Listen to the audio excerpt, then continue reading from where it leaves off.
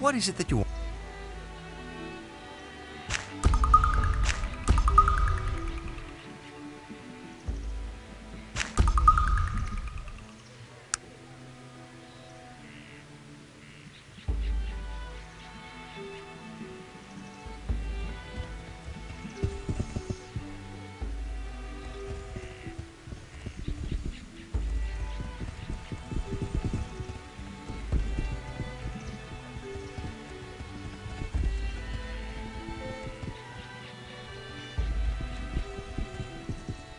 Ah, yes, you again.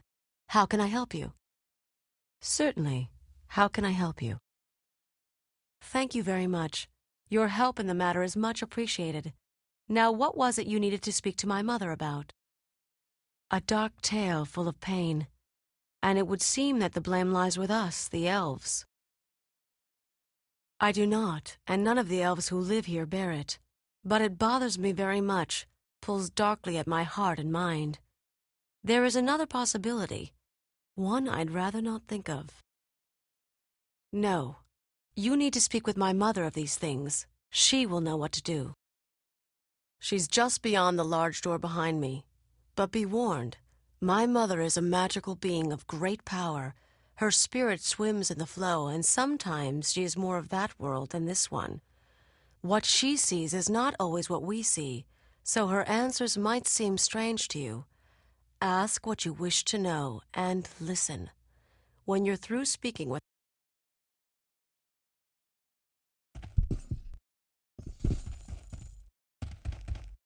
Hello. I welcome you, traveler. I know you've come far, and I've expected you for a long time now. I've seen you approaching from both east and west, traveler. And you bring them with you, all of them. They've no choice but to follow. I know. We speak different languages, you and I. The things I see, wrapped in the past and the present, and shrouded in the veils of magic. I cannot translate my visions into your own. You must listen, traveler. Listen and learn to see. What is it you seek, traveler? Yes, I can see them. But the ravens are circling, and the storm rages but subsides. And yet there is lightning, and then shadow, and then the storm howls again, tearing. I can't even look at it. Wait. Oh, look. They've taken in a small child with machine dreams, and hands of hinged metal, and a heart in which coal burns brightly. I don't know of what you speak, traveler. Please, listen. Try to hear with my ears. I see a flame atop a hill, burning so brightly, and below, a field of wheat around a pool of water, and the flame spitting fire and consuming the wheat and the lake, and losing itself as well. It's dark here, so dark, and the flame is here too, but this flame burns black onyx and cold, and shadow is its child. Are they here as well? I can't see that far. A plain of mirrored glass, a sky of white, a lone figure. Wait, which is the reflection? I'm unsure. That is all I see, traveler. The riddle is created by you. Do you have a Mingorad? An old name, traveler. Oh, a man is screaming and carves a key with his fingers, and the birds have plucked his eyes out. And the wolf watches, motionless, his paw in the air. A tear in the curtain, and only darkness beyond. A ragged wound, mended with a ring of blasted stone.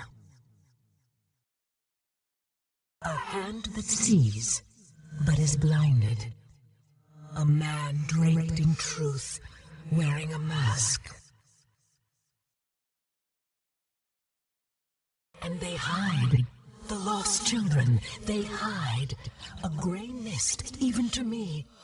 But there, he runs, dropping veined and painted leaves. And the flock comes, talons outstretched and wings of fire, and he is consumed. But the leaves... Run quickly, traveler. Find what was left behind. In the place of smoke and water, he is there. He is there. I see no more. The stream is again calm. The living one. Oh, traveler, why would you think I would know of such a thing?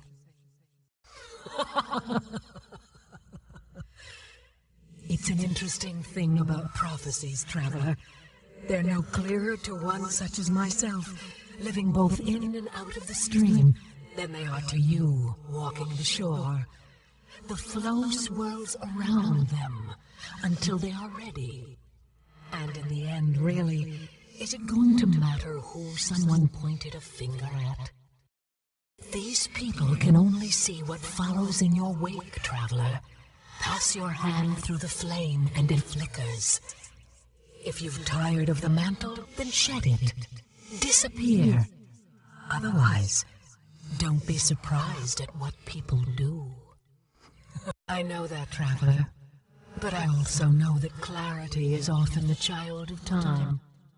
Your answers lie both in front and behind. Make sure not to overlook one for the other.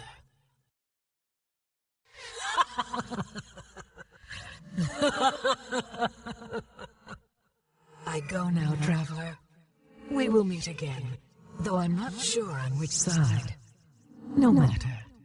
Farewell.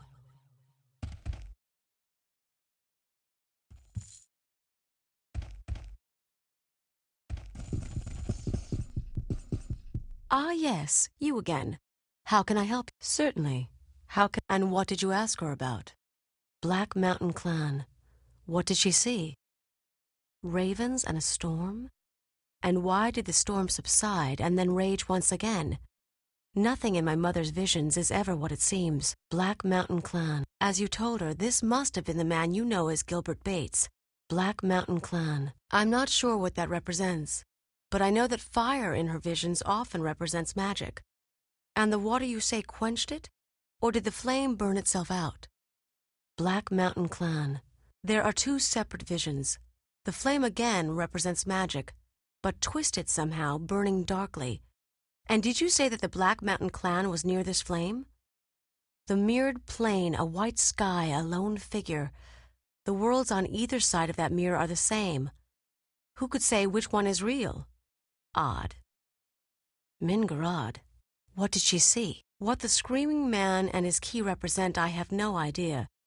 But I do know that the official symbol for the city of Caledon is a wolf, with one paw raised in the air. I'm not so sure. Remember, my mother's visions are shackled by neither our eyes nor our time. The events she describes might be in either the future or the past. Let's look at all she said before we go any further. Mingarad. What did she see? There's something about that entire vision which pulls at my memory, especially the ring. Mingarad. What did she see? I have no idea. Interesting. That's the ancient symbol of the Malokian hand. Do you know of it? The Malokian hand were assassins for what used to be known as the Darien Ka, the ancient order of the dead. The Darien Ka were a shadowy group who formed during the Age of Legends. Their membership and their agenda were always very secret. I know little about them beyond the most cursory knowledge, but there have always been rumors about who they were and what they were doing. As I said, the Malokian hand were their assassins. From what I remember of what was written about them, the hand was ejected from the Order of the Dead on grounds of doctrinal differences. There was a small struggle, and then the hand disappeared. There are always rumors of its reemergence, but from what I know, that's all they are. I agree, but I don't know why they would be involved in this business. I don't really know, although it would seem that perhaps they are being misled. Blindness in my mother's visions is sometimes associated with deception, As far as the man in the mask was draped in truth, I have no idea. Mingarad, what did she see? This one is the most interesting of all, and it seems that my fears may have well been correct. Do you remember when I told you that the name of Mingarad bothered me in some way? Well, I believe that may have been so because Mingarad is a dark name. A dark elf name. Do you know of the dark elves? It's a long story. But sometime during the Age of Legends, many years even before my mother was born, there were a group of elves who separated themselves. There were philosophical differences, and they were no longer welcome in our forests. Those elves became what we know as the Dark Elves. They believe that this world and all of its races are subject to elven rule. They believe that elves are superior because of our close connection to nature, our power in the ways of magic, and the longevity of our physical form. They see the other races as bumbling children who need our guidance, regardless of its severity. The elves of Kintara, in fact all other elves, believe that everything and everyone has a rightful place in the experience which forms this reality. Elves feel that very little, if anything, ever happens that isn't part of the natural progression of that state. They feel no superiority because of their advantages. That is just the role they have been picked to play. Unfortunately not. The Dark Elves are seen in the same light as everyone else. They have the role and they are playing it. I believe, well, let us say that I don't always see eye to eye with those in Kintara concerning the rightful place of the Dark Elves. My role here is as protector. I will do so regardless of the cost. The elves of Kintara, unfortunately, I believe, my mother's vision of the lost children was referring, I believe, to the Dark Elves. They were hidden from her because they are hidden from all of us. Through magic and isolation, we've not seen where they live for almost 500 years. There was a man many years ago who had come to the Glimmering Forest to study the elves, and I remember that he was very interested in the Dark Elves especially. There were rumors about his capture by them and an escape. As I said, he was a researcher, a strange little man, a bit overdressed, but kind-hearted and very intelligent. I was young then, a mere 160 years old. He was the first human I'd ever seen. His name? It was a long time ago, but I remember because he said it so often. I think humans just like hearing the sound of their own names. Terwilliger. Dr. Renford A. Terwilliger. I can hear him saying it even now. I don't know. It almost seemed in the vision that the flock who consumed him were more interested in the leaves, and my mother even said to find what was left behind, these leaves might very well be what we're looking for. She could mean almost anywhere, but if I were to make a guess, I'd say she was talking about the human city of Tarrant. It lies in the Gulf of Morbihan, and its, what do you call them? Factories are always belching smoke into the skies. That and I know that Terwilliger was from there. You have a place to begin your search, my friend. It would seem that if you need to find this Mingarad, you're going to need to find the village of the Dark Elves. The only person who might know where they are is Renford A. Terwilliger. He may or may not be in Tarrant, but it's a good place to start looking. You impress me, my friend. Few are those like you who would take this burden upon themselves. You've earned my respect. There are strong bonds between women such as we. Good luck. Return to me when you've found the Dark Elves and tell me what you've uncovered.